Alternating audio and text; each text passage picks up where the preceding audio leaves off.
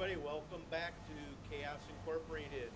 This episode titled The Post American Europe. With my guest here, Nick Stankovic. Nick, how are you doing? Excellent. Thank you for having me. Yeah, Nick and I are friends, been friends on X for several years, but we just recently had a chance to meet in Belgrade. We have a lot in common. We're both veterans of China, both lived in China more than 10 years. So Nick's got a lot of experience on China, Europe, and United States, living in all three places. Obviously being he's from Serbia, so he's European. And today's show, we're going to cover mostly the post-American Europe. It seems that we are in a time where an old Europe is dying. A post-American World War II American order in Europe is dying. Something's being reborn. Nick, so I want to pick your brain. Let's start out there first. We can cover China a little bit. I think a lot of stuff we agree on China, but I really want to. But it will appear anyway. Whatever you talk about today, it's going to be the China's going to come up. So. Yep, absolutely. So, Europe is. I mean, it's a.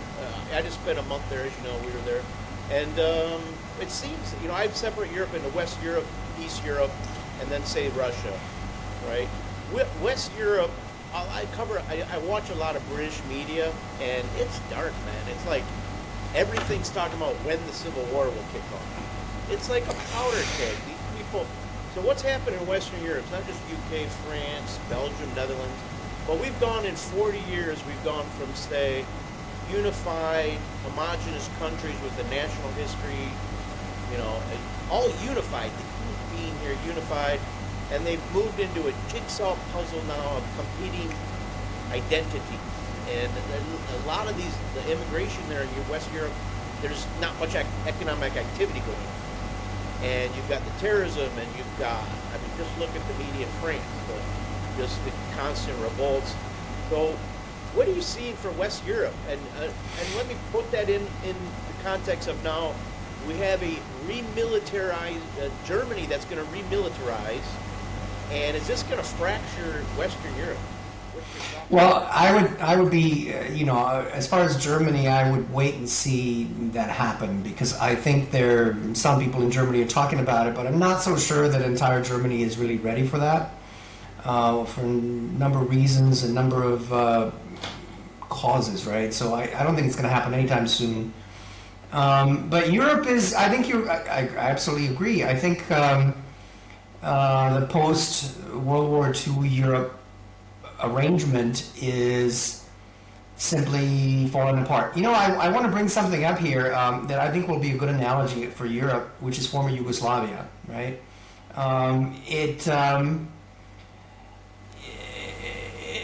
It was a country that was sort of of natural ethnicities that came together and formed that country, right? Because parts of it were from parts of other empires, what have you. And in any case, it made a lot of sense that those ethnicities and unite into a southern Slavic country, which is what Yugoslavia really means.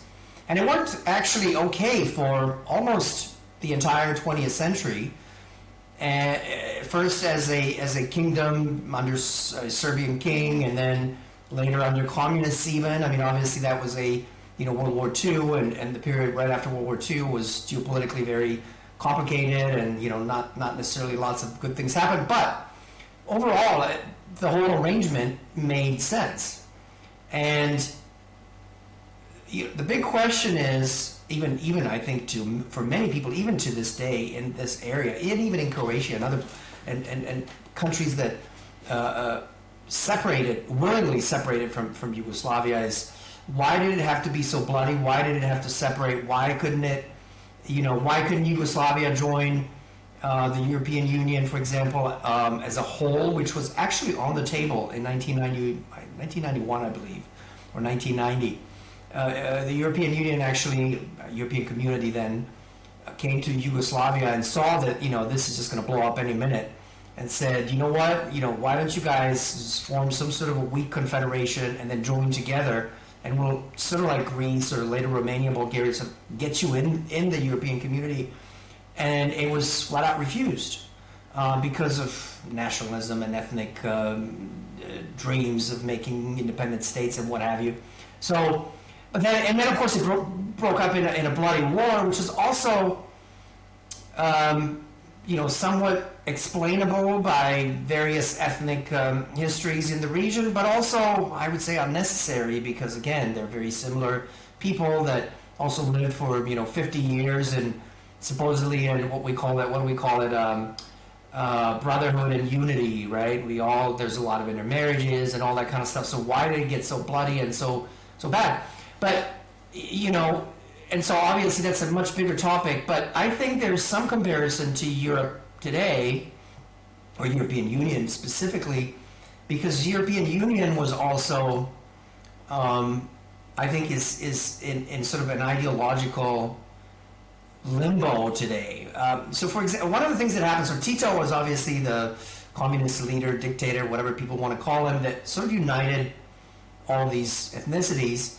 And then he died in 1980, and that's really when the trouble began because, first it began with economic issues, which is also unrelated necessarily to his death, because even if he was alive, that would have probably hit.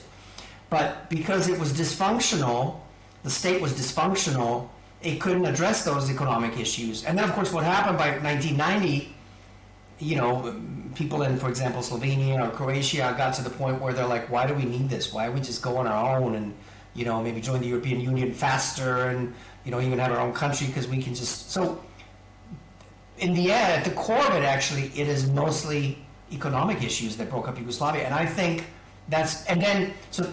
you have economic issues and you don't have a cohesive force, for example, like Tito, or even the Communist Party in 1980s was obviously weakened because they didn't have a strong leadership. There was some rotating presidency, what have you. So anyway, if you look at the EU today, there's a lot of countries, a lot of nations in the EU don't feel really very, let's say, are not on the same page with other countries in the EU, and now the economic problems are coming. You mentioned also the migrant issue and the migrant crisis. That's not helping at all for all kinds of reasons, including economic and also national reasons. So anyway, I think Europe is facing and then on top of all this that I just mentioned, now you've got China sort of coming out of left field or right field, depending on how you look at it, and being another quote unquote problem in the sense that taking over some economic opportunities and value out of Europe, for example, and for you to talk about Germany and for example cars and things like that, and then again we have issues in the U.S. which I don't know if we will get to, but U.S. is going through its own turbulent period. So there's not a cross-Atlantic unity in a way. So it's going to be a very bumpy ride for the next, but I would say 20 years. How it ends up, what ends up happening is anybody's guess. It may get violent, but even if it doesn't, it's not going to be pretty in a lot of ways.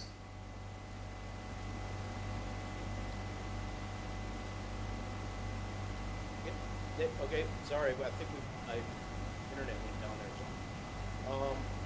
Yeah, you were saying your analogy of the Balkanization of Europe, I think that's absolutely right on. I mean, the issue that Western Europe's going to have to deal with is not only are they going to have to French and Germans get along, but within France you've got to get the French to get along with the Moroccans, to get along with the Africans, to get along with all these jigsaw puzzle of disparate people now that have been, many of them, like you look at France, they've never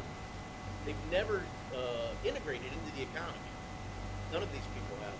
So I see Western Europe going to go down a very dark place. You're going to have nationalism. You're going to have civil war of some kind. You're going to get become a very dodgy place, I think, over the next 20, 30 years. You mentioned the economy, the deindustrialization, and this pivots to the whole Russia, where instead of focus on their own economy, you saw news today how Britain's ready to fight over Taiwan. I'm like, are you kidding me? you have six destroyers. China builds six destroyers every year. You know? So what are you going to do other than just get shot? Sunk to the bottom of the South China Sea. I mean, it's You know, insane. when UK was going through Brexit, I was in China at the time, and I had a bunch of British friends, and they were all pro EU and anti Brexit and all that. And I told them, I think you guys are. I think it's actually going to be good for the UK because I don't think EU is going in the right direction. And as you pull out, you might be able to form your own, alliances and also your own have your own economic policy that's not going to be. But it seems like I don't think they've taken that opportunity. I think the UK is actually in a worse place. They had an opportunity really to disengage from the EU, and everybody knew it. It's true even to this day. Of course, UK is very much integrated with the EU market and all that. But there's certainly an opportunity to have a little bit more independence in decision making, and they've not taken that opportunity at all. In fact, I think they would have been better off staying in the EU. It's so bad. I think in the UK, is a separate, of course, story because it's kind of, it's an island. It's off the coast. But then inside Europe, you have, you mentioned Eastern, Western Europe, and I think that's very true. And that's another comparison, for example, to the Balkans. The Roman Empire split right through former Yugoslavia, or obviously, where former Yugoslavia later existed. But it just goes right through that, essentially where Bosnia is, right? That border between Bosnia and Serbia. And you think about it, that was, 2,000 years ago. And to this day, that border is still, really the border between, if you will, the East and the West to this day. Yep. And then also you look at... Cold War reinforced that border, right? Like, Right, exactly. And I go through those areas a lot, and those are some of the nicest areas in Europe to me. I mean, you talk about Right. Hungary, Serbia, Poland. These places are amazing places now. And Right. yeah, economically they were 30 years behind the West, but I believe Poland this year caught up to Japan GDP per capita. Right. And then... Right. Well, Poland, and also, so there's this whole Eastern Europe, right? And it's Poland and Czechia and Slovak Republic and Hungary as well, and even Romania, Bulgaria, Serbia. So that whole Eastern Europe, and especially the Northeastern Europe, if you will, especially Poland, which you mentioned, and Slovakia and Czechia, and even Hungary, that have really caught up economically with the West, more or less, so they're not, they used to be, I would say, politically dependent on Western Europe, on France and Germany, because they needed the investment, they needed the jobs, they needed but that's much less of a case today, especially for Poland. And then, so before it was, Germany could, or France or Western Europe, including Holland and all the other places, Belgium, and, they could say, well, you have to, do this and that politically because otherwise you're not going to get an investment. But now it's not necessarily that kind of situation. And then ideologically or politically, if you look at Eastern Europe, it's very different from Western Europe, and some of that is even leftovers from the Cold War. Obviously, the Poles and the Czechs and even are very sort of occupied by Russia. Germany to an extent, but I think France a lot less. Spain doesn't care. Holland is just very far away for them. Right. And then so there's that wedge issue, and even like it's not just Russia. That's one part of it, but there's also for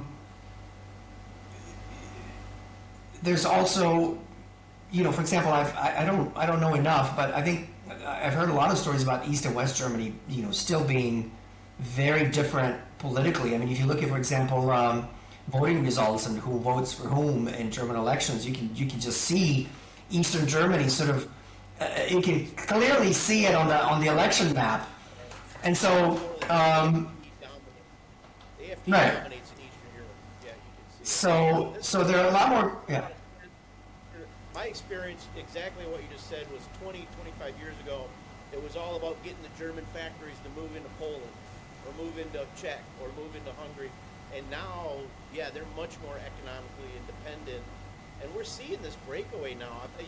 I see like Eastern Europe is much more worried about the Russia, being from the former Soviet Union, than the other countries are in Southeast Europe, where you got Hungary, Slovakia. They're kind of playing peacemaker. Let's get this solved. This is ridiculous. Serbia's in the middle as well, but you get the Poland and you get the Baltics that are definitely afraid of a neo-Russia thing. Which is, what do you think's going on there?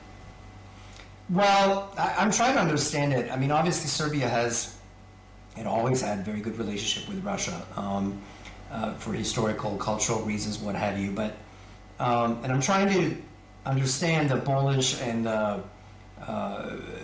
Czech, you know, view of their you know their dislike, and not to mention the Baltics, but dislike of Russia. I'm thinking that, you know, understanding that, you know, they were sort of occupied by, you know, the Soviets or the Russians, if you will, for whatever 30, 40 years, and then so there's still that animosity, you know, somewhere below the surface maybe. I'm trying to understand it, but I just don't see. I'm really surprised by the level of, and you know, there's no other word for it, but Russophobia in all those places, because, you know, there's, I mean, you know, Serbia was bombed by the United States, for example, and, you know, but you're an American, you've been in Serbia, and you know, there's still a lot of people that, you know, feel unwell about that. However, I think that many Serbs are still, you know, there's no sort of deep down hatred, you know, for the United States. I mean, there's, you know, especially for people, but it seems to be really, really bad for Russians in some of those countries, and I just don't get it. I just don't get it why. I mean, I understand why Poland could be concerned, you know, about Russia's influence and this and that, and, you know, cautious and not necessarily embracing Russia, and but to really go as far as, and we see what's happening in Ukraine, and I think, you know, it's no secret for anybody who follows me on and you know this, and you know that I think that war was very much caused by NATO, and in fact, it's almost like, especially countries like Poland and Czechia and those countries are, it's like they just couldn't wait for an opportunity to fight Russia for any reason, right? And it just happened to be this, and so they sort of jumped in, and I just don't get it, because it's obviously, again, I'm trying to understand, you know, being cautious and not necessarily friendly, but, you know, having cordial relations, but, you know, this is, and the question is, what do they think that's going to happen? You know, Russia's not going to collapse. Russia's not going anywhere. It's definitely bad for them and for Europe as a whole to have these tensions, to have to spend money on weapons instead of, you know, the economy, not to mention the cheap gas and cheap energy and all that kind of stuff. So I just don't see, I just really don't understand this whole Ukrainian war from the European perspective. Again, being trying to understand, you know, some Eastern Europe. I mean, I look at Orban, look at Hungary. I mean, Orban has mentioned several times that, you know, he's fought Soviet occupation and he was a protester in whatever 1960s against Soviets, and so, you know, he's not necessarily, you know, he was an anti-communist and all that, but, you know, he's just being, you know. The waste of life that's happened in Ukraine has basically turned out what a lot of us said would happen. And I don't know what NATO was thinking. I think they saw dollar signs. You know how highly corrupt it is. The CIA today has more bases in Ukraine than we had in the Vietnam War. We had like 16 CIA stations in Vietnam. We've got more than 20 in the Ukraine. So this has all been provoked, which is a great book on the whole how this whole thing started. But yeah, to your point, the Baltic countries, I think Latvia this week like deported some Russians because they couldn't speak Latvian. These are Latvian citizens. So you can't just do this according to the UN, but they do it anyway. A lot of so this gets into where the future of Russia's going to go as well. So let's get into where we see this ending. As we speak, as we're going live here, Russia continues to make advances. The drone warfare has really taken over the battle space. Trump is walking out. You know, everyone got excited about Trump's recommitment to Ukraine, but it turned out to be, all right, if you want some patriots, I'll make Europe pay for them and you can buy them. And they're going to show up in a couple of years. That's too late. And we're not dumping more money. We're not dumping more weapons unless they get paid for. So I see America pulling back, at least under the Trump administration. The way I see it, I mean, and people have talked about this even before Trump took office, and that in the end, I don't think the U.S. will ever completely pull out because of whatever, it's not going to be. It might lower its commitments and stuff like that. And I think everybody sees where this is going. I think it's going to, everybody's like, oh, Russia's taking, small villages, 5 kilometers per month or whatever it is, and it's like, that's obviously not the way this war is being fought. I think Ukraine is at some point, and it may happen in. I thought it was going to happen. Actually, I thought it was going to happen this year, earlier or last year, even late last year. It didn't happen.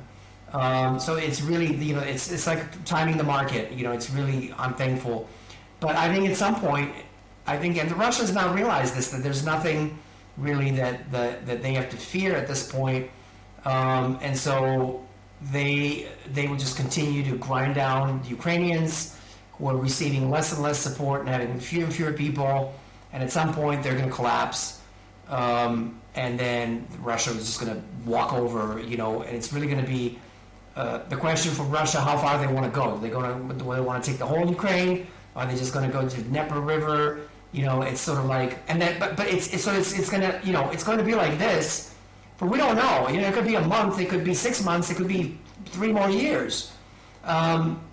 So we don't know. I mean, to be honest, I hope it doesn't last that long, because it's just a senseless loss of life and money and everything. But then when it happens, it's going to be like, one good example is recent example is Afghanistan, right? I mean, when Taliban, it took them, 2 or 3 years to sort of, as the U.S. pulled back and left the provisional government, whatever they're called, and Afghani army, so they fought, and then, within a week they were in Kabul. So I think that's kind of what's going to happen, right? Yes. Someone asked me today on X about Odessa, and I've said from the beginning Russia will eventually take Odessa. I think because it's a Russian city, if you see all the battles are taking place in Russian areas, you're not seeing any resistance behind enemy lines once Russia takes the places. Right. They're surrounded Pulverlikos right now, which is a major hub. I agree with your point. A lot of people thought the front lines would collapse a year ago. It could go on another 2-3 years. We really don't know. Nobody knows. Right. And it could be next month. Right. I am seeing a loss of, so give some people some statistics as well. The last exchange of dead between the two sides, Russia returned 6,000 Ukrainians and Ukraine returned 37 Russians. That's the level, when you're out artillery, out drone, 6-1, 7-1, 8-1, that's the kill ratio that the Western media doesn't report on. Ukraine's obviously not going to have another offensive. They the last one, which they were preparing for 6 months and got everything in the kitchen sink, went nowhere. So they have no way to do that, to even try something like that again.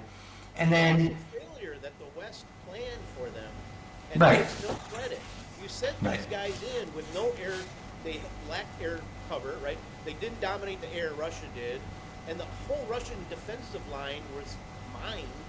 They got destroyed. There was like 40,000 wasted in that. So I mean, the only sort of hope, but this is what NATO has been hoping since 2022, was that Russia would somehow collapse economically or politically. But I would say if that didn't happen in 2022 or later, 2023, it's not going to happen now. On the contrary, I mean, Russia's now even better off than it was in 2022 in terms of both politically, and Putin's got almost no opposition initially. I mean, I've heard stories from Russia that, at least in the first 2 or 3 months, obviously the sanctions initially were a big bite. People got cut off their income streams from, businesses and all that. So there was and a lot of people were like, what's going to happen? Is there going to be a big war? Am I going to be drafted? Russians, right? So, for example, something like 100,000 Russians came to Serbia, but a lot of them have gone back, right? But it was just like run, right? Because they were afraid. They didn't know what's going to happen. But now they see that actually, it's fine. It's from my understanding, it's really volunteers in the professional army. So the numbers are, we don't know the exact numbers for Russia either, and they're not small, but they're certainly not as big as they claim. And there's this cope, Russia lost this many, but I don't see any. I mean, obviously Russians are dying as well, and not in small numbers, but I don't see any political fallout. I mean, Russia is a big country, and percentage-wise, I mean, I think they lost more people to COVID, to be honest, than this war. So, and that was not pleasant either for Russia, and I know there's some political instability around that as well. So, Russia's not going to collapse. Russia's not going to collapse, and economically, and so that's not going to happen. So it's just going to keep going until at some point Ukraine can't fight, unless Europe gets so dumb that it goes all in, which is another, something that is just completely, ununderstood. Imagine that, but they talk about it, right? Can you imagine Germans and French trying to mobilize to send troops into Russia? The UK, they have something like 30,000 combat troops. I mean, that'd last a few weeks. Right. I think the UK is bluffing. I don't even listen to theirs. They're going to fight Taiwan. They can't even, like, they couldn't, I used to joke, there was a NATO, supposedly a NATO exercise in the Pacific or something near China. And UK couldn't send their destroyer or whatever it was, or maybe it was even one of the aircraft carriers, because it was broken down. And I was kidding, they're waiting for a part from China to, fix it so they can send their ship. It's like so, and then right, so, go ahead. That's what I was saying. Yeah, the UK, not only waiting for the Chinese part, but they closed the last UK steel mill this year, which turned out to be owned by a Chinese company. So not only did you have one steel mill, but it was Chinese owned. The same day that's announced, they were threatening Putin. I'm like, you can't threaten Russia, war with Russia, and close your last steel mill. These two things don't add up. Yeah. So. Yeah, but you will see. Russia is. Actually, the worst thing is. People talk about Russia. Is going to invade Europe and everything, which I think they have no desire to even bother with, no interest. But I think it's getting so bad, and we're seeing some numbers now. Also, depletion. Also because of the war between Israel and Iran and all that. The depletion of European and American stocks of weapons. That it's going to be at some point. I'm almost afraid that Russians are going to look at Europe and say. Once they're quote unquote done with Ukraine, and it's going to be a self-fulfilling prophecy, because they're going to look at Europe and they're going to say, well, this was tough, getting Ukraine, but now it's all empty. Like there's nothing left there in all of Europe. Yeah, so let's explore that a second. So, yes, U.S. has kind of been leaked that we're down to around 26% of our weapons stockpile. NATO is being outproduced by Russia, and they've admitted this. This is not conspiracy theory. Russia is building more weapons every 3 months than NATO is building in a year combined. Okay, Russia's ready to put 1,000, 2,000 drones in the air a day. Okay, to your point, and I think from the beginning they've only wanted to liberate the ethnic Russians. They have no interest in keeping right. hostile Ukrainian population or Polish population or Baltics. But yeah, exactly as you said. Are they going to just look around and go, these sons of bitches have been at war with us for 3 years, 5 years. We've lost 300,000 guys. Now it's payback time. It's time to teach them a lesson.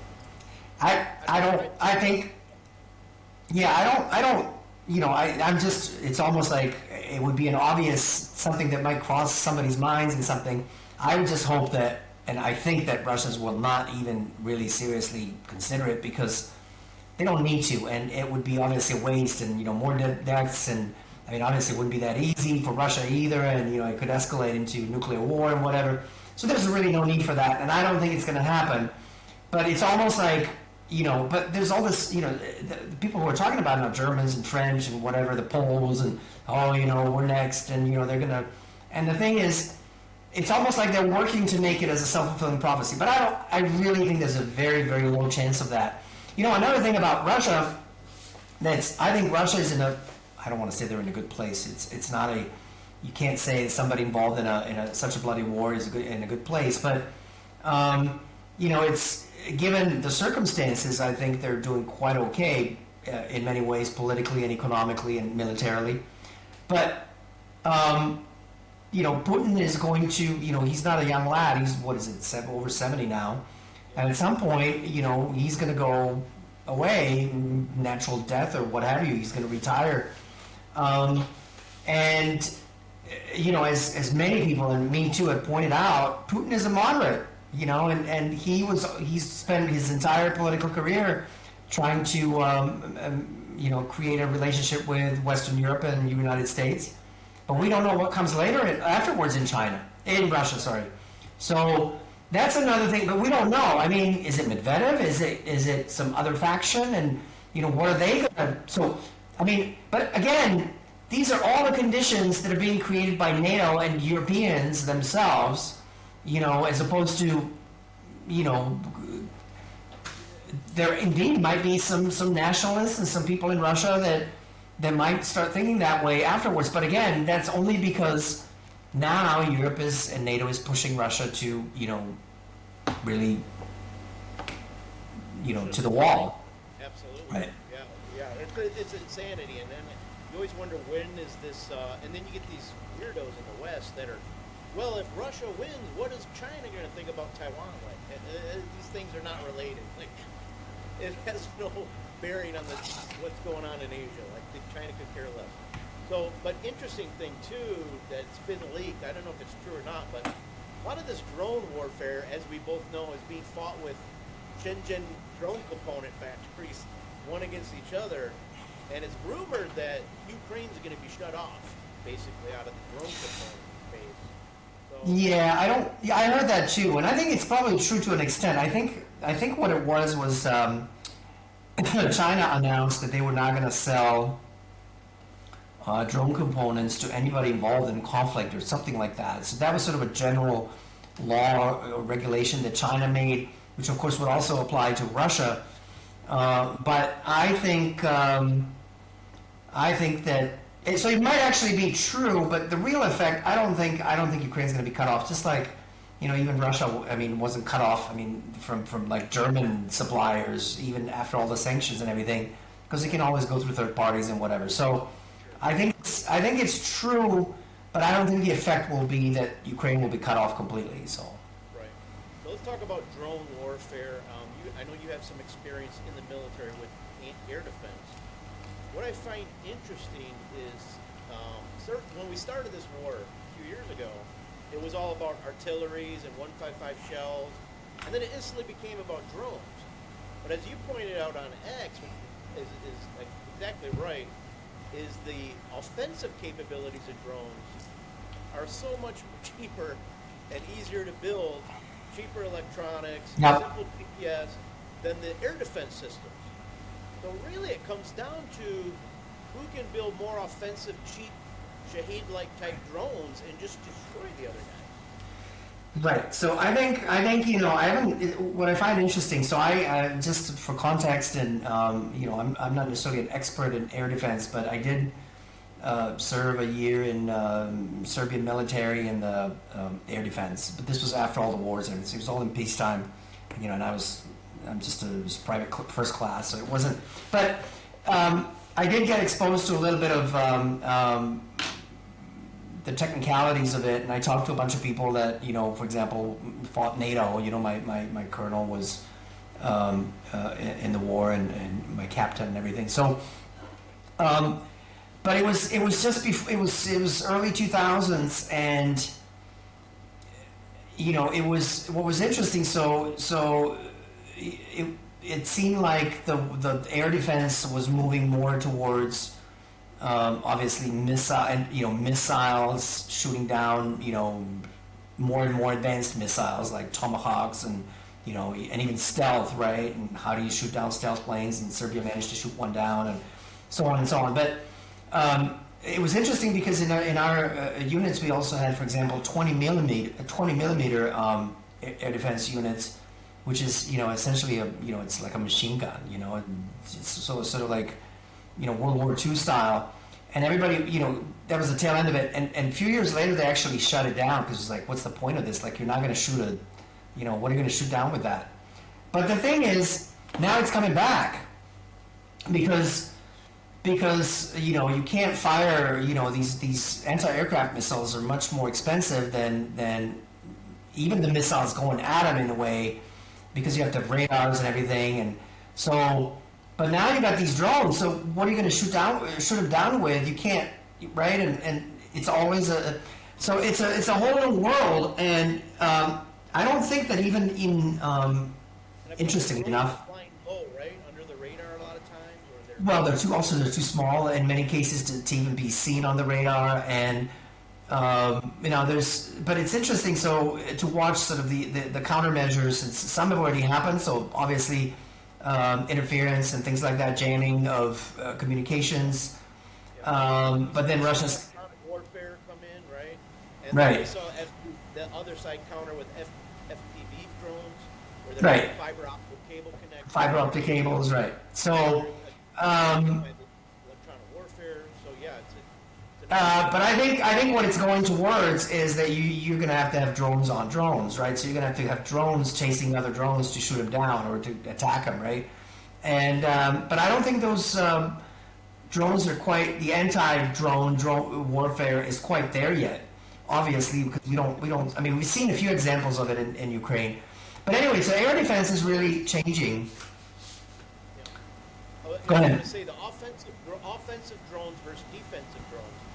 In Right. theory, offensive drones, you're trying to hit a fixed target. Right. Defensive drones, you're trying to hit a moving target. Right. That's going to make defensive drones so much less capable, Right. so much more expensive to build. Right. At the end of the day. So yeah, It changes all warfare. It's strategies and also how you attack, and so it's a very it's kind of, I always want to say it's interesting and exciting, the new tech, but it's obviously very sad. But all of the even traditional, we've seen drones attack tanks and infantry fighting vehicles and so on. So you even have to change tactics there, so this traditional and artillery even. So everything changes. The way you fight the war is really the tactics and strategy. yeah, it's very interesting because if you see, it's the Eurasian steppes, right? And a lot of Right. those tactics go back thousands of years, which is Right. creating cauldrons around the enemy. Right. These go back to Genghis Khan. Those Right. are still in play. But to your point, a lot of these guys aren't running through open potato fields. You're not rushing tanks through the fields anymore. Right. You've got to go around, try to keep coverage in the woods, try to surround the cities, and it's changed everything, and it's almost completely replaced artillery.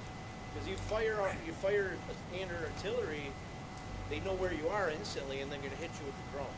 So it's like it's wild what we're seeing, and it's absolutely. Well, and I worry. right, and one of the things that it's also both the Russians and Ukrainians have learned very very fast, and I'm not even sure that like these European militaries, and obviously they've watched it, they've studied it, but they have no experience in it, the Russians are now experts in those tactics, as are Ukrainians, but I don't think anybody else is. I mean, everybody's trying to learn and experiment and try, but also another thing that we sort of learned in this is ability to produce things in mass quantities, which of course brings us back to China again. As I said, they're going to come up whatever we talk about. I mean, if you can just send 10,000 drones, it doesn't matter that 8,000 will get shut down, 2,000 will find their way through and cause enormous damage. If you can do that, and if you can't produce anything, it doesn't matter how good your tech is, and how much. Even if you have money, that's another thing.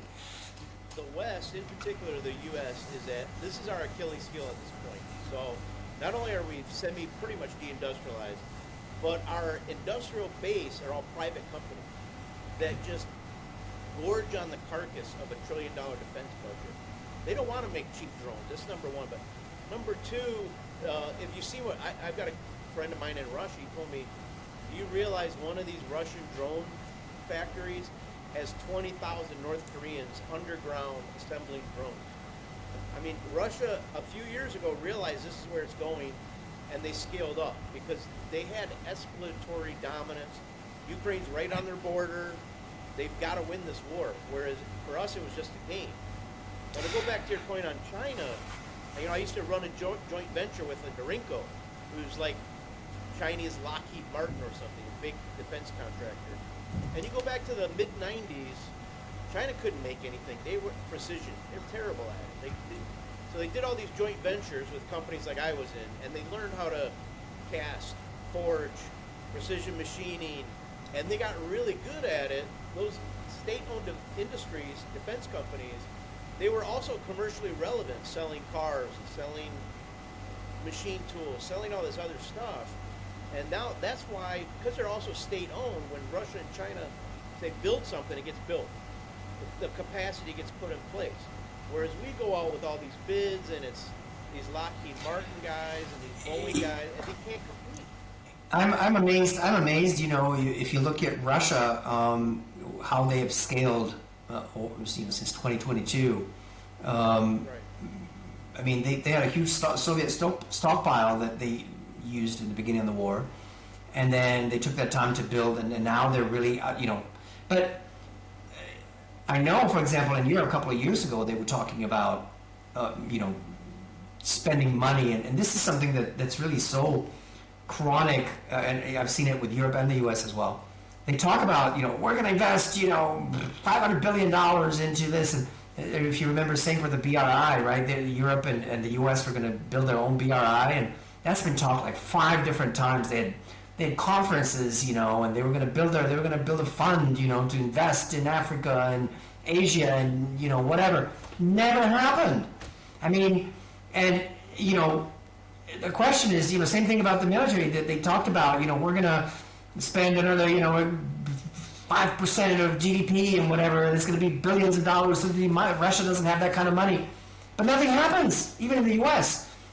I mean, even U.S., you would think something that really surprises me is, that the U.S. is not, or this military-industrial complex. I mean, why are they not scaling up? Why are they not saying, finally, we got a war with Russia, and we can just build and milk the system and make billions and billions of dollars? And my understanding is that most of the stuff that went to Ukraine is old stuff, right? It's actually came out of the stocks, and certainly in Europe. So, I mean, some was new, but very little. And, I'm sure the production of existing factories, there's, increased production, if you will, but nothing new's been built. And it's not like, they claim to be so devoted to this war, but it's not really happening, which maybe it's good, but I don't see it. So that's why, for example, why I said in the beginning, this whole Germany story, I just don't see the appetite in Germany. I mean, the politicians are talking about it, but I just don't see the Germans have an appetite to really militarize. I think I've even talked to a German friend, and he said, nobody wants to fight. Nobody wants to.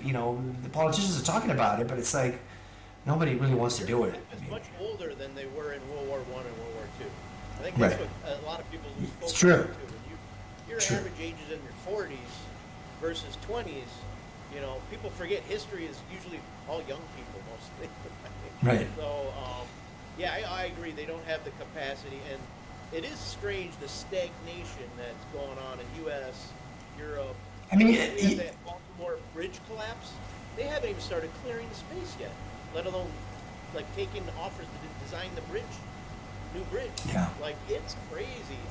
We'll spend $1 trillion on an infrastructure package, and then you find out, oh, that's all for consulting contracts. There's nothing actually getting built. It's insane. It's amazing. It's amazing. It's amazing that we're talking about the U.S. and how big the budgets are, and really very little gets built. It's just amazing that with all that money, for example, in the military, all that money being spent, very little is actually being built. It's like everybody's talking about U.S. military budget, but nothing's the stocks are dwindling. And I don't know if you saw the latest numbers out of about the specifically about the Israeli and Iranian 12-day war, and I think I forgot the exact percentage, but like U.S. stocks, weapon stocks, and some of these anti-aircraft, especially the Patriots, and also some other ones that are the only ones that can actually shoot some of these Iranian ballistic missiles, they went down by like 25-30%. That, from what I remember, so people can check on. I forgot the exact number, but the point is, in 12 days. I imagine, and I think in retrospect, looking at those numbers, I think that's a very big part of the reason why that war ended that quickly. Even pushed by Trump and even Israel agreeing to it, because they realized, we can't keep this going, for another 12 days, another couple of months, and we'll be out. It will take us years just to rebuild what we spent in that 12 days. And by the way, we need the rare earth from China, which is not so easy to get anymore.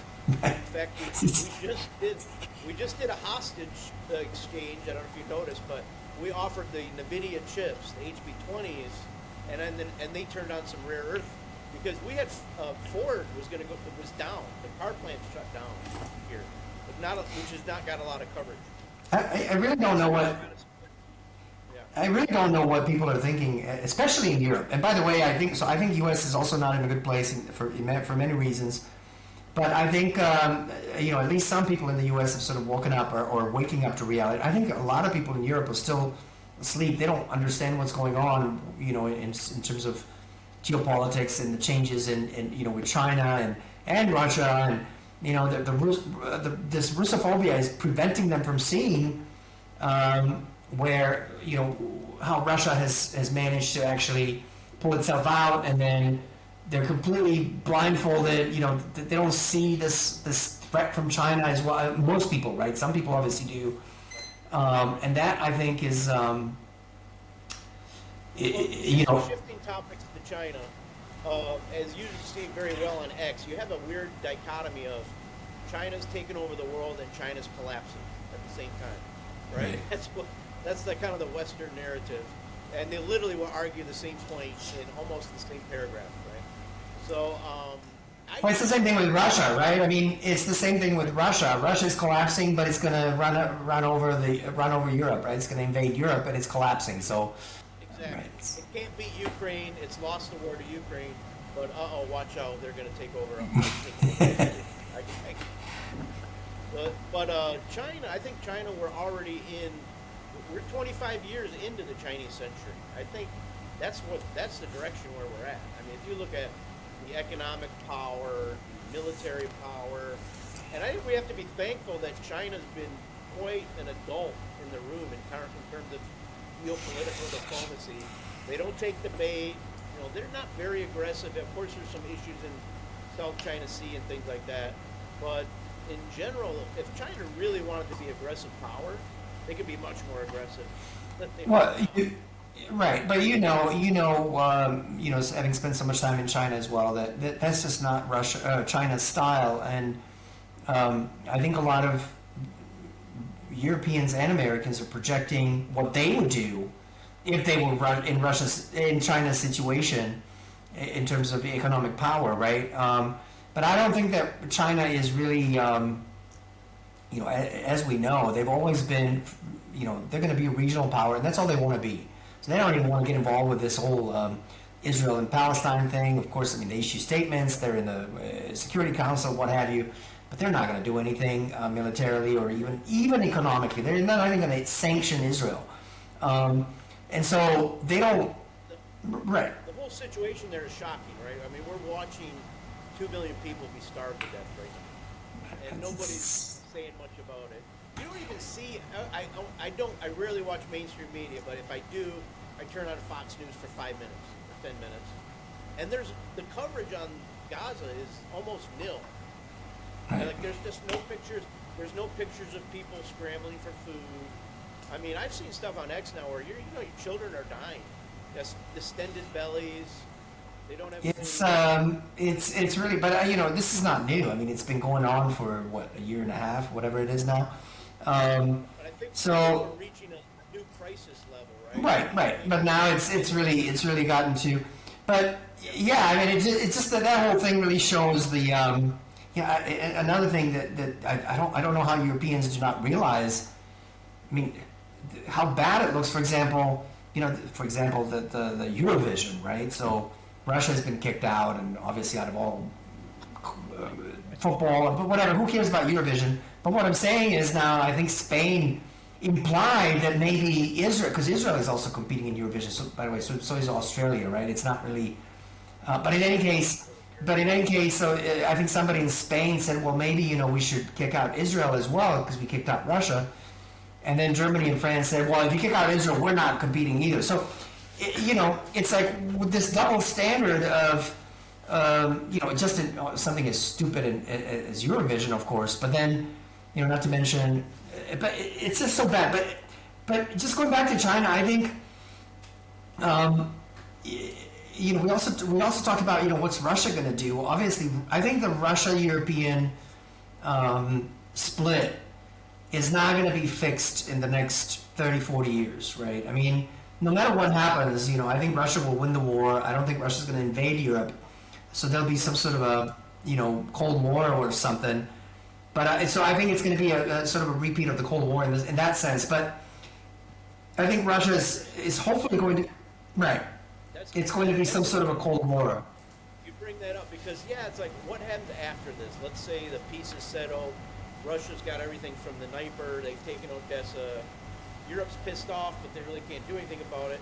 And then, as you point out, we're probably going to be 50 years of a Cold War in Europe. But East Europe maybe wants to work with Russia. You still need the natural resources. Trump. Yeah, I think that's going to come back. Yeah. Right? And then Russia just continues to try to pivot east, right, to China economic. Well, I think also, right. I also think Central Asia. I think Russia's going to get more. In a way, we're going back to Cold War because Russia's going to, look at Central Asia, and obviously China and East as well.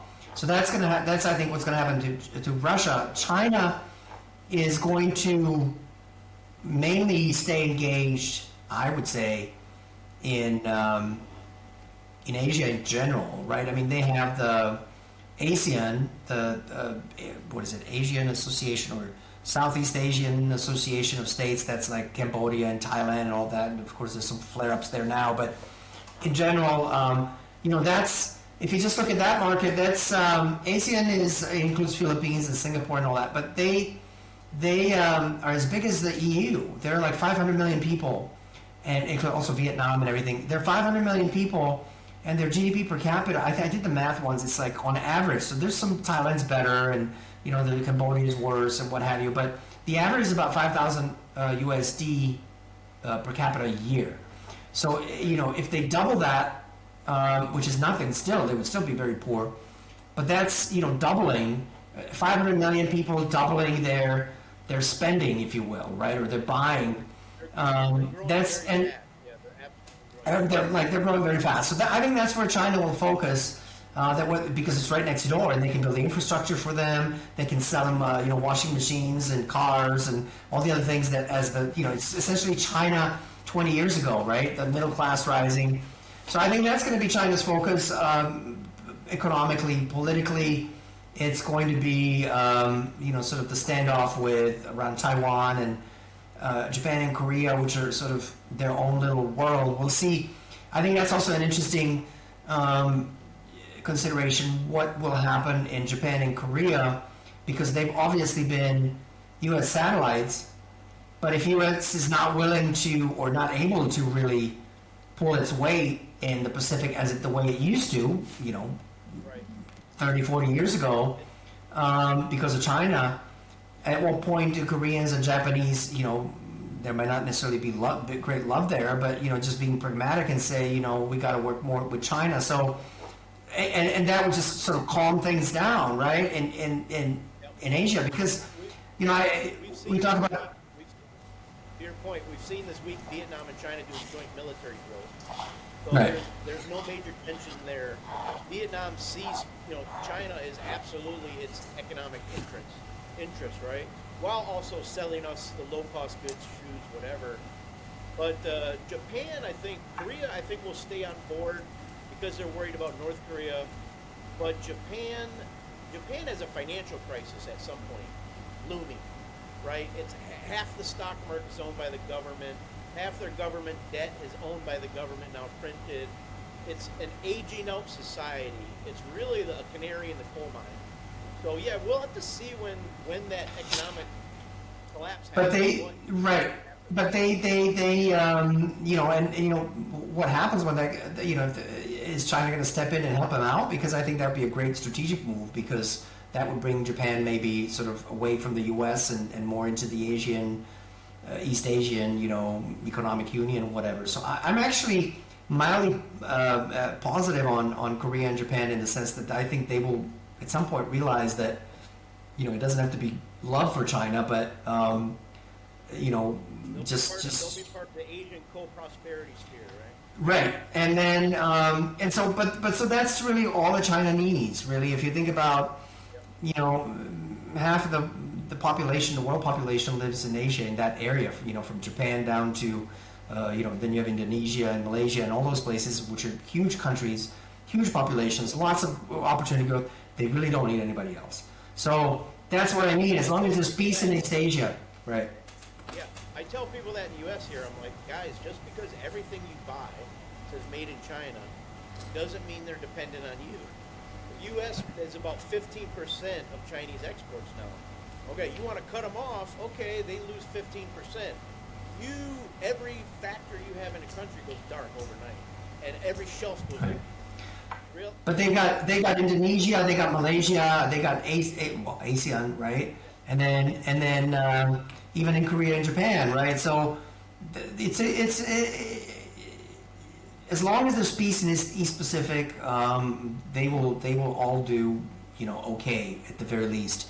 And so that's probably the part of the world with most optimistic outlook, I would say, in the next 10, 20 years, unless, of course, U.S. gets in and tries to blow it up with Taiwan or something. Although even that is becoming less and less an option because, how are they going to do it? I mean, it's not even Ukraine, right? I mean, People, as you know, but maybe a lot of people don't understand Taiwan dynamics. Okay, I go there all the time. It's an island. Everybody lives on the west side, or west coast, in a strip of land that you can take a train from the north to the south in about 3 hours. That's how small Taiwan is. When you talk to Taiwanese they laugh, like, no, if China invaded, we'd be done. We wouldn't even fight. Like, there's nothing they can do. So the status quo is the best case. Just right. Let them kind of coexist, let the current situation develop. And the U.S. loves to just pick a fight, pick a prop for what? We can't get China. What would happen? China would embargo Taiwan. We would send some aircraft carriers, and they'd get sunk. I mean, so there's so many cruise missiles off the coast of China. Well, and then Did you see the just in the last month or so, U.S. was actually going to Japan and Korea. What's his name? What is it? Elbridge Colby. He's like the assistant secretary of defense or whatever. China Hawk. Yeah. Right, but he's been quite on X obviously since he took the office. He took office, but he went to Japan and is like, we want you to sort of state your allegiance here. What are you going to do if there's a? So essentially, they're trying to get Philippines and Japan to fight that war because I don't think the U.S. would dare. Just like in Ukraine, right? They would not go in directly. They would have proxy fighters, and then they would support them, right? Right. And so I don't think the U.S. would dare because I think they realize that in that theater they cannot fight China. So We're looking for the next Ukraine of Asia, is what you're saying. Who can Right. beat it? And Right, so- I hope the Philippines doesn't take the bait because what is the Philippines going to do? They couldn't do anything. I mean, they're not. This is not Ukraine. They're not industrialized. yeah, but at least Ukraine's a little bit, but that's what I mean. Taiwan has no chance on its own. So but then if the Philippines gets involved, or Japan, I think would be the big one. But I don't think there's really. I don't think. There's no I don't think Japan will go for it. I don't think Japan will go for it. I mean, it's. But you say that they'd be crazy, and I agree. And all these countries would be crazy. But you look at they'd be crazy to start pick a fight with Russia, but they did. They'd be crazy to keep it going with Russia, but they did. They'd be crazy to start bombing inside Russia, but they did. Right? It's like, it's like they're doing a lot of these crazy things that to say they'd be crazy to do it doesn't mean anything anymore because there are all these crazies running around apparently. And in the end, at least, but so as I said, I think East Pacific or not right. So the Far East, China, Japan, and all that. As long as there's relative peace, right? We're not discounting, for example, what's happening now with Thailand and Cambodia, whatever. That's a skirmish, let's call it that. But I think economically they have all a lot of opportunities, more or less. It's going to go faster or slower. There might be some issues along the way, bumpy, road, and maybe minor financial crisis and this and that. But really, for example, especially Europe, I see no vision, right, of how Europe is going to get out of it. Because they lost the energy, the cheap energy. They lost the cheap labor.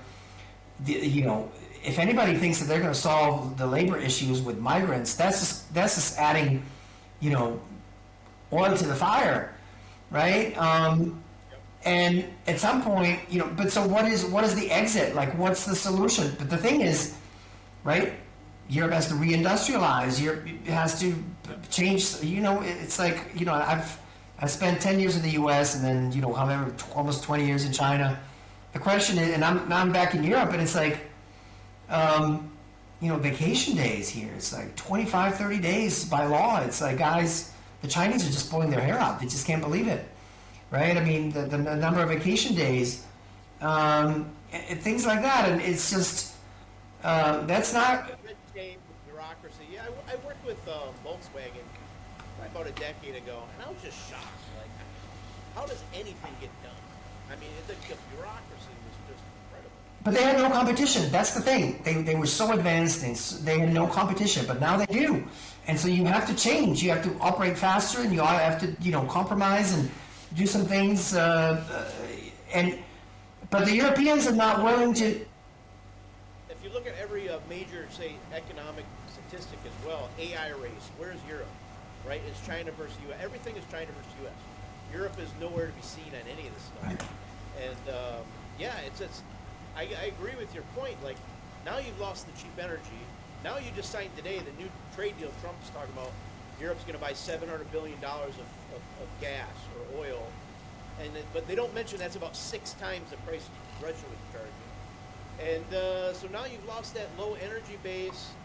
You are stagnant. You've got this immigration issue where a lot of them aren't working. There's nothing really. There's no. I mean, even Russia is in a better place in the sense that they've industrialized, right? I mean, one of the things that, they've also turned more towards China, and now they have right. They realize that they have to get serious about building stuff again. I think after this war, a lot of this industrial capacity will obviously switch to industry and making cars, and you don't have to make tanks all the time, right? So there's opportunities there for Russia to, and then now they have a good relationship with China. They'll get all the, and also there's India as well. So I mean, Russia sort of has, got into a bad situation with the war. However, whoever wants to say whatever, but it wasn't a good situation, right? You're going into a war, sanctions and everything. But within 2 years, they sort of shifted gears and reindustrialized and opened up to China and started working in Central Asia and India, selling oil or creating new markets and new what they call shadow fleet, which is just a regular fleet. It's just not insured by Western insurance company. Anyway, so they've really quickly shifted gears and snapped out of the issues and created all the financial. Also, they have their own payment systems and everything. And we talked about Russia not wanting to go west, which I completely agree with, say after Ukraine. But they may not have a choice if Europe doesn't back down. right? You just mentioned these shadow fleets. You're talking about confiscating them, right, militarily. And there's already been a few skirmishes where the Russians have sent planes in, and the European Navy has had to back off. But what is Europe going to do? I mean, first of all, another thing is really there's no, again, Russia has sort of snapped out of it, but there's no plan in Europe. There's the worst thing is they're talking about this dysfunctional Brussels government that cannot actually make anything happen, that is hated by everybody, by all the member states, but hate it or not, it's dysfunctional. It doesn't actually make anything happen. It's like, right, and as things start getting worse and worse economically, because of China just not necessarily doing anything in particular, it's just being China, and the rest of the world also, becoming less dependent on Europe. So Europe still has a few products that China buys, for example, from Germany. Other than cars, it was like CT scanning machines or medical equipment and some machinery as well, planes, Airbus. But China is, one by one, China is taking that over. So now China is making their own CT machines, CT scan machines, MRIs. They're starting to build their own planes. So in like 5 or 10 years, there's nothing that China can't build. Yeah, they do. Yeah, but Germany really shot themselves in the foot because they needed that Chinese consumer market. Everybody loved German products. They needed the cheap Russian energy to build the stuff. We both know how powerful Volkswagen is there, or BMW, or Mercedes. And now, and they're throwing it all away. To add insult to injury, all that cheap energy that went to Germany is now going to go to China, because Russia, it's like, okay, so we can't sell it to Germany. We're going to sell it to China, so China gets cheap energy now. So China's labor cost is going up. Obviously, it's already more expensive than just about everybody else in the world, except for Europe and the U.S. And so they're having that issue, like, our costs are going up, but now they're going to get cheap energy from Russia. So it's like, do nothing and win. Whereas Germany is like Europe. Well, Europe, of course. It's not just Germany, and so I don't know what's going to happen. And that's the meme that goes around. They put a picture of Xi on there, and they say China's dastardly plan to take over the West has been leaked, which is sit back and do nothing. Watch, right? And I mean, but the worst thing is I don't really see anybody in Europe. So first you have to recognize that there is a problem, then you have to analyze the problem and see what's really happening, and then make a plan of action, which may or may not work the first time, for sure. So you may have to do it a couple of times. But I don't think Europe is even recognizing the problem. I think they say, oh, well, we'll fight China. We're going to support Taiwan, and it's the same thing. It's like, I think for Russia, they thought if we just create problems for Russia, then they will collapse. It's like if we create problems for China, but they won't. They won't. And that's not going to solve the problem for Europe. And Europe has its own population to feed as well. I think there's going to be, I don't know if you know this, there's a number that in 2023, all of Europe spent $1 trillion to support consumers' energy bills, right? So when that whole thing happened with Russia sanctions, energy prices went up a lot in Europe. So in order to save consumers who would now have to pay $500 gas bills or energy bills per household, the government, especially in Germany and France, Germany specifically, France has its nuclear power, but Germany and I think probably Poland as well. In any case, all of Europe spent $1 trillion in support of consumers. So think about that. That's just debt. They just printed that money, and they just. At the time, I said, what you're doing is like you'll get Putin to stop his gas money, so you're going to stop him getting $50 billion, but you're going to cost your own consumers $1 trillion. Who's winning this? If Stalin had offered Hitler all the oil he could take at market prices, don't you think he would have took it? So yeah, it's just the European leadership is just so. I don't know where they get these people from. honestly, And I then, just and, there's so much disunity because different Europeans. So you got the Baltics and then sort of Northern Europe, and including Poland, Northeastern Europe, who are sort of obsessed with Russia, and including yeah, part of Germany. And then you have like Spain and France, and which really are. I mean, they're sort of in it, but they got their own issues. Italy as well. Their issues are immigration, and so they're very disunited. And then so Europe is really there's not even a singular idea, right? They're not even united in anything, not even against Russia enough. So right. I'm really worried about Europe in the next 10 to 20 years. I think it's just going to get worse. And when it gets worse again, when it gets worse economically, just like just sort of bring it back to former Yugoslavia, when it gets bad economically, that's when politically things start to crack, and these very weak. Warlords show up. Yeah, Right, these weak. So we're going to have a lot of Brexits, right, or a lot of exits of potentially out of the European, and so then it breaks that's up. almost guaranteed at this point, right? We're going to just see Brexits all over, and then you could just get an economic collapse, right? As the whole thing unwinds, you're going to get an Right. economic collapse. Then you're going to get left with this jigsaw puzzle of different people in these Western European countries. Eastern Europe's going to have to steal its border from Western Europeans. That may come down in some point in the next decade or so. Yeah, I don't. It's really not. It's really not. I just don't see the leadership to get out of it. I mean, even like in the U.S., obviously, the U.S. as well has its own problems, but at least there's some people with some ideas of what to do. Although I don't think it's being very effective. I don't think anything's being done. But at least, for example, the U.S. realized it's got to do something about trade. It's got to do something about its industry, and also, U.S. is first of all, a lot less populated in the sense that. It's got a lot more oil and gas of its own. It can be essentially energy independent. It really can import immigrants as long as it's not the way it was done, during the Biden years. And so, whatever, it would. So, I mean, U.S. is a lot more immigrant country than Europe, right? So if you take some immigrants, that's a lot less as long as it's not overwhelming. It's a lot less painful than if Europe does it. So I'm a lot less concerned about the U.S. I think U.S. will eventually, it's kind of like Russia. At least it's got energy. It's not gonna, the lights are not gonna go out. Right.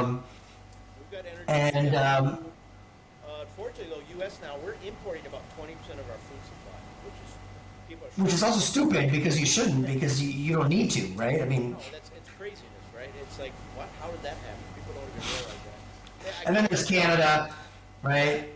People come at me like, oh well, China they can't feed themselves. It's like they import 9% of their food. We import 20%. What? They can't believe it. They just in their minds, oh, China's got 1.4 billion, so they can't feed themselves. That's in the brain. But yeah, U.S.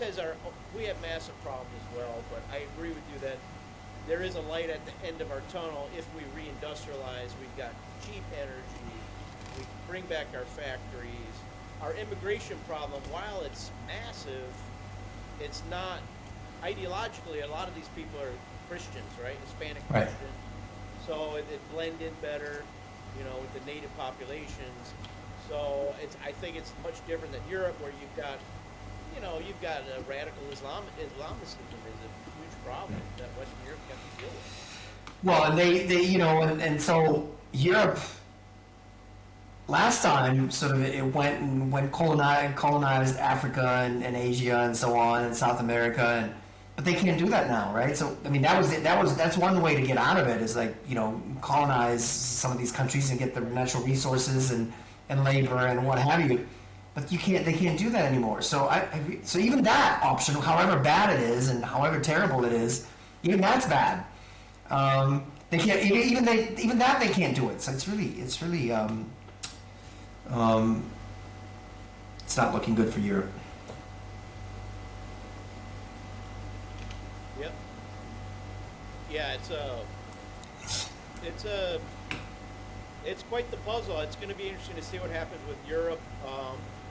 I'm in particular interested in what's going to happen with the younger generations, right? We think of a lot of young Europeans.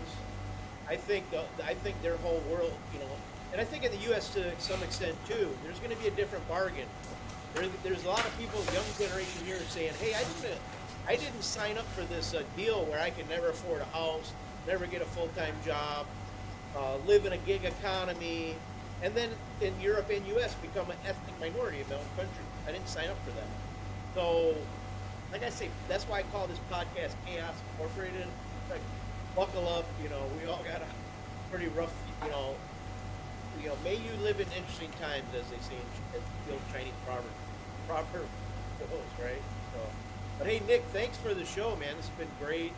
Hope to have you back on soon, and really appreciate your insights on the Europe, U.S., China, everything. It's been great. Yeah, I think it's an interesting times, and I think people, these conversations and these topics, I think are a lot of the people. I mean, I also see in Serbia as well as Europeans. I don't think they understand what's going on in the world. You and I have experience in Asia and China, right? And they just don't understand what is going on, and that ultimately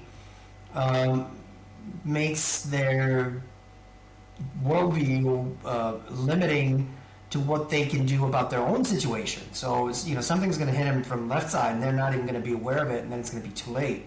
And unfortunately, that's happening. So that's why learning about what's going on. This is not the 20th century where the West just dominated everybody and could just do nothing, and just sort of the money was just flowing in, and the markets were just open, and everybody wanted to come here, and everybody loved everything, and it's flipped. And the sooner people realize that, the faster they can start. Europe and US is going to have to change a lot. Yeah. And before that happens, people have to realize what's going on. So these conversations help. There's a human psychology map where people have two boxes. Something that's in your mind, like the planet Saturn exists, or something you experience. You're looking at Saturn through a telescope. These are two different boxes. And so for the China thing, the example, China lives in most people's minds. They've never been there, they've never lived there, they don't experience it, they don't speak the language. That's why they don't know what's going on. They're in that box. It only exists in their mind. And I think that goes for a lot of situations, right? And that is the disconnect at its heart, where people don't see what's going on in Russia, they don't see what's going on in China. They're being told basically by a lot of charlatans on the mainstream media that are making money from a lot of this war nonsense. Yep. And we're working for a rude awakening. But hey, I think we'll wrap it up here. I really appreciate you, and we'll catch you guys next time. Yep. And we're on next.